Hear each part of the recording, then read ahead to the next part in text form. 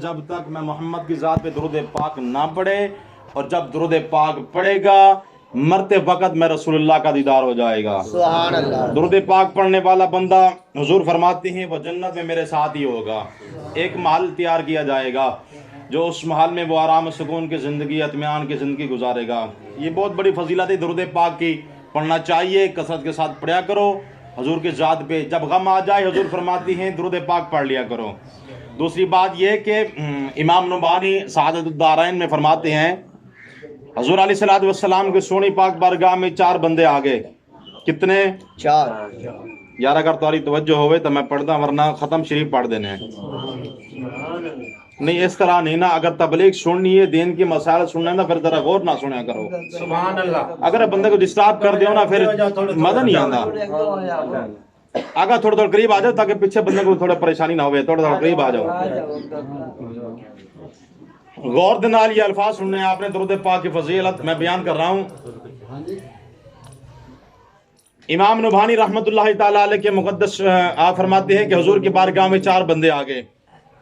یہ درود پاک پڑھنے والے بندے کی شان ہے جو درود پاک کثرت کے ساتھ پڑھتا ہے حضور کی ذات پہ۔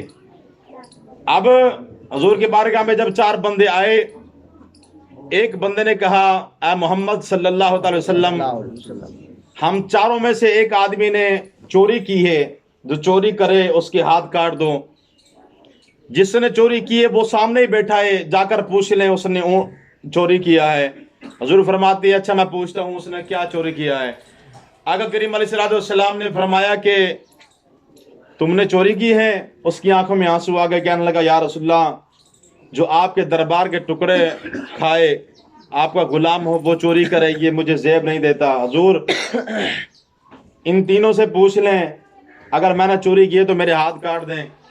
کریم آقا نے فرمایا وہ تو کہتا ہے میں نے اونٹ چوری کیا بھی نہیں، تم بتاؤ۔ ان تین آدمیوں میں سے ایک کہنے لگا یا رسول اللہ، اگر ہماری بات آپ کی بارگاہ میں قابل قبول نہیں ہے، چور کی بات بھی آپ کی بارگاہ میں قابل قبول نہیں ہے، پھر اس جانور کو بلا لو جس نے اس آدمی نے اونٹ چوری کیا ہے، اس جانور کو بلا لو، خود پوچھ لو۔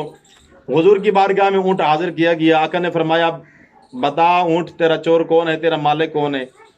اونٹ نے کریم آقا کے مبارک کانوں پہ اپنے لب لگائے، اپنی بولی بول کر کہنے لگا یا رسول اللہ، میرا مالک متقی ہے، یہ تینوں منافق نے۔ کریم آقا نے فرمایا منافقوں میری بارگاہ سے نکل جاؤ۔ جو چور تھا اس نے، رسول پاک نے فرمایا میرے قریب آ جا۔ جب چور قریب آیا، کریم آقا نے فرمایا آ جا، اب محمد کے سینے سے لگ جا۔ سبحان اللہ۔ بڑی بات ہے۔ حضور نے فرمایا تم نے کون سا عمل کیا ہے کہ اب جانور بھی تیری گواہی دینے لگے ہیں؟ اس آدمی نے کہا یا رسول اللہ کوئی عمل نہیں کرتا، بیٹھ کر اٹھ کر کھڑے ہو کر چلتے پھرتے بس آپ کی ذات پہ درود پاک پڑھتا۔ سبحان اللہ۔ سونیا اور کوئی عمل نہیں کرتا، بس کرم نوازی آپ کی تھی تو آپ نے کرم نوازی فرما دی ہے۔ رسول پاک نے فرمایا میرے غلام رہی زندگی میں محمد کی ذات پہ درود پاک پڑھتا رہے، جیسا کہ آج میرے رب نے تجھے ہاتھ کٹنے کی مصیبت سے آزاد فرما دیا ہے، میرے رب تجھے دوزخ سے بھی آزاد فرما دے گا۔ سبحان اللہ۔ نور آنکھوں میں تو چہروں پہ اجالے ہوں گے، مصطفیٰ والوں کے انداز نرالے ہوں گے۔ کہا دوزخ نے یا رب تیرے مجرم ہیں کہاں؟ تو رب نے فرمایا محمد نے سنبھالے ہوں گے۔ سبحان اللہ۔ حضور کا غلام ہو، کلمہ پڑھنے والا، پابندی کے ساتھ نماز پڑھنے والا، قرآن پڑھنے والا، ذکر و اذکار تسبیح و تحلیل کرنے والا ہو، جائے دوزخ میں حضور کو یہ بات پسند نہیں ہے۔ رسول پاک خود جنت کے دروازے پہ اس کا انتظار فرمائیں گے۔ اللہ کریم نے فرمایا میرے محبوب کیا کر رہے ہو؟ عرض کیا مالک میں تو اپنے غلام کا انتظار کر رہا ہوں۔ سبحان اللہ۔ جس میرے غلام نے میرے فرمان پہ عمل کیا، جو میں نے کہا میرے غلام نماز پڑھے گا، اس نے نماز ادا کی ہے، جو ذکر اذکار کیا ہے، اس نے میں محمد کی ذات پہ کثرت کے ساتھ درود پاک پڑھا ہے، میں اسی کا ہی انتظار کر رہا ہوں۔ اللہ کریم نے فرمایا کیسے؟ رسول پاک عرض کریں گے الہی اس کو جنت کے ساتھ لے کے جاؤں گا۔ سبحان اللہ۔ مرو سبحان اللہ آدھ ہی نہیں وے تو سنا سبحان اللہ۔ جب پتہ نہیں رب نے تو کو زبان نہیں دیتی۔ سبحان اللہ۔ جناب رسول دا نا آ جاوے نا سبحان اللہ بلند آواز نہ لا کے کرو، قبر درخت لا کے وسی ٹڈا۔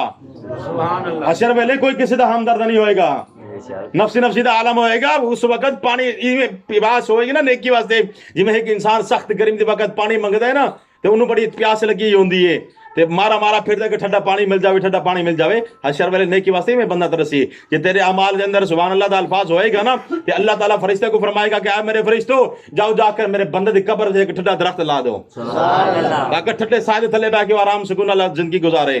تو قسم خدا کی اس وقت نفسی دا عالم ہوئے گا نا تے سونے مصطفیٰ کریم علیہ السلام دا سونا ممبر ہوئے گا. اسی طرح بڑا اعلیٰ شان ممبر ہوئے گا, ہر نبی دا ممبر ہوئے گا. میرے مصطفیٰ اپنی امت انتظار کر دے ہوں گے, سبحان اللہ اپنے غلامہ انتظار کر دے ہوں گے. پریشان بند کر دیں, اپنے غلامہ انتظار کر دے ہوں گے اس وجہ تو کہ اللہ کریم فرمائے گا میرے محبوب ارفع راسک تکلم تسمع واشفع تشفع وصل تو